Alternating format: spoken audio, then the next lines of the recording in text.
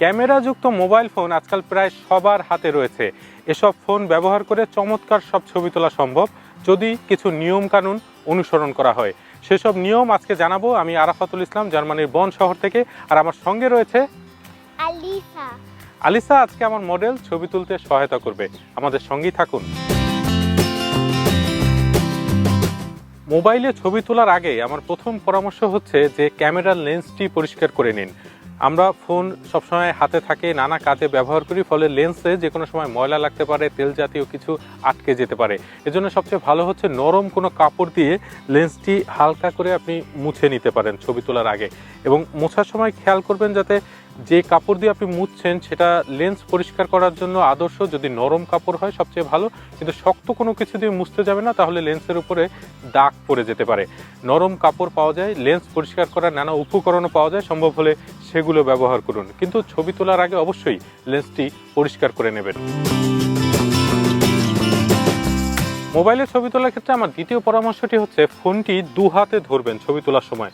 এতে সুবিধা হচ্ছে গিয়ে আপনি দু হাতে ধরলে ফোনটি অনেক স্টেবল থাকবে, ফলে ছবি তোলার সময় সেটি কাঁপবে না। কারণ ছবি তোলার সময় যদি ফোনটি কাঁপে তাহলে আপনার ছবি ভালো আসবে না, সেটি ঝাপসা হয়ে যেতে পারে, ঘোলা হয়ে যেতে পারে, নানা রকম সমস্যা হতে পারে। তাই সবচেয়ে ভালো উপায় হচ্ছে দু হাতে ফোনটিকে এভাবে ধরা, এবং তারপরে আপনি একটা আঙ্গুল দিয়ে শাটার বোতাম চাপতে পারবেন সহজেই। কিন্তু অনেকেই আমি দেখি যে একটি চর্চা আছে যে তারা এক হাতে ফোন ধরেন, আরেক হাতে এভাবে শাটার টেপার চেষ্টা করেন, এতে ফোন কাঁপে এবং এটা মোটেই ভালো উপায় নয়।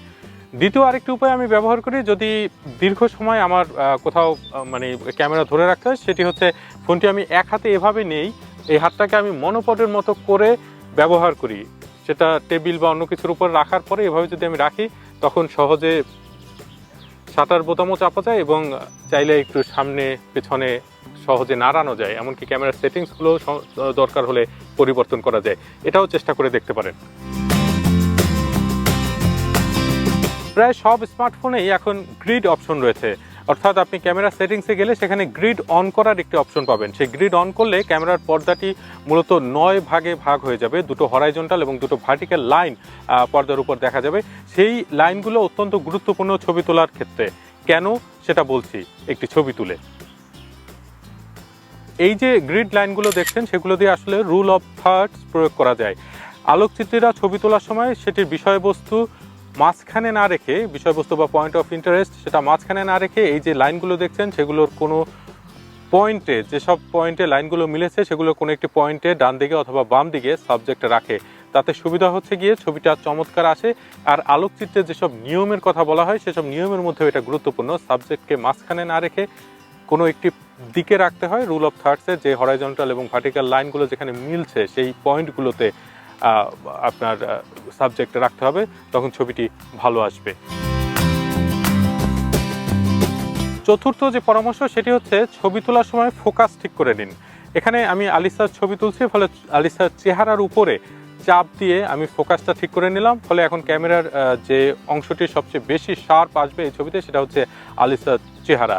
একই সঙ্গে ডেপথ অফ ফিল্ডও তৈরি হবে, অর্থাৎ আলিসার আশেপাশে অন্যান্য যেসব এলিমেন্ট রয়েছে সেগুলো ঘোলা হয়ে যাবে, ফলে আলিসাকে আরও প্রমিনেন্টলি দেখা যাবে। এক্ষেত্রে আপনি সম্ভব হলে আপনার ফোনের পোর্ট্রেট মোড ব্যবহার করতে পারেন, সেক্ষেত্রে এই ধরনের ছবি আরও ভালো আসে। আমার পঞ্চম পরামর্শ হচ্ছে আলোর উৎস দেখে নিন। ছবি তোলার জন্য কিছু আদর্শ সময় রয়েছে।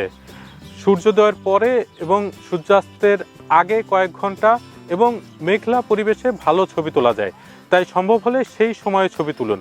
পাশাপাশি চেষ্টা করবেন রৌদ্রোজ্জ্বল পরিবেশে যদি হয় তখন ছায়াতে গিয়ে ছবি তোলার চেষ্টা করবেন, এবং সেই ছায়ায় সাবজেক্টের পিছনে যে আলো তার চেয়ে সাবজেক্টের সামনে আলো যাতে বেশি হয়। আমার ষষ্ঠ পরামর্শ হচ্ছে এক্সপোজার ঠিক করে নেবেন। এক্সপোজার হচ্ছে আপনি আপনার লেন্সে কতটা আলো প্রবেশ করতে দেবেন সেটা ঠিক করে নেওয়া। আজকাল যে সময় স্মার্টফোন পাওয়া যায় সেসব স্মার্টফোনের প্রায় সবগুলোতেই এই এক্সপোজার ঠিক করার অপশনটি রয়েছে। সেটি করতে গেলে আপনি আপনার ক্যামেরা চালু করার পর ফোনের পর্দায় যে কোনো একটি নির্দিষ্ট লক্ষ্যের উপরে চাপ দেবেন, এবং চাপ দেওয়ার পরে দেখবেন যে একটি চতুর্ভুজ দেখা যাচ্ছে, এবং সেই চতুর্ভুজের ডান দিকে সাধারণত সেই আলোর মিটারটা থাকে। আইফোনে আমি যেটা দেখেছি যে একটা ছোট্ট আলোর একটা সিম্বল থাকে, সেই সিম্বলটা আপনি যদি উপরের দিকে তোলেন বা নিচের দিকে নেন তাহলে আপনি দেখতে পাবেন যে আলো কমছে বা বাড়ছে। আপনি আপনার ছবির প্রয়োজন অনুযায়ী এক্সপোজার ঠিক করে নেবেন, তাহলে ছবিটি ভালো আসবে।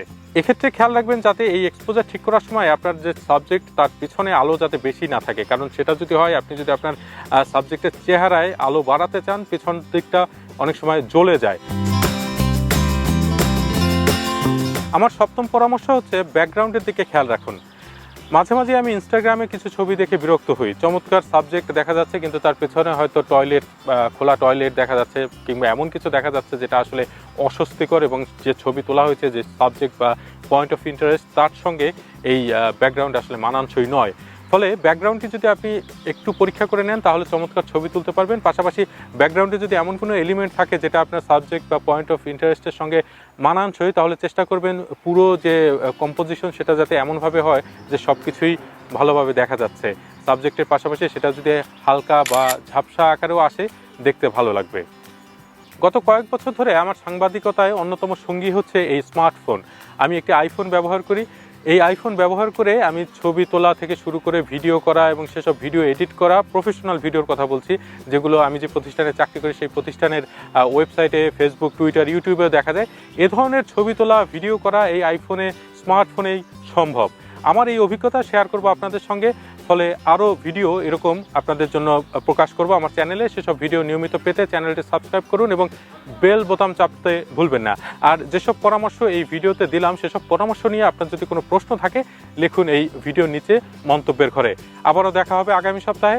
সবাই ভালো থাকবেন, সুস্থ থাকবেন।